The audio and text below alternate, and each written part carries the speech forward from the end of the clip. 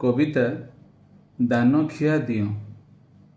ଭିତରେ ବସିଛି ଦାତା ପଥର ବେଶରେ, ଯିଏ ଯାଏ ତାର ପାଶେ ଖାଲି ହାତେ ଯାଏନା। ଫୁଲ ବା ଚନ୍ଦନ ବା ଦୀପ ଦାନ କରେ ତାରେ, କ'ଣ କ'ଣ ସେ ପାଏ ସେ ଏକା ଜାଣେ।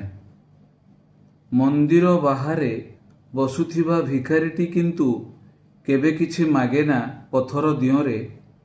ଖାଇବାକୁ ନାହିଁ ଦାନା, ପିନ୍ଧିବାକୁ କନା, ସେ କିନ୍ତୁ କେଜାଣି କାହିଁକି କିଛି ଦିଅଁଙ୍କୁ ମାଗେନା।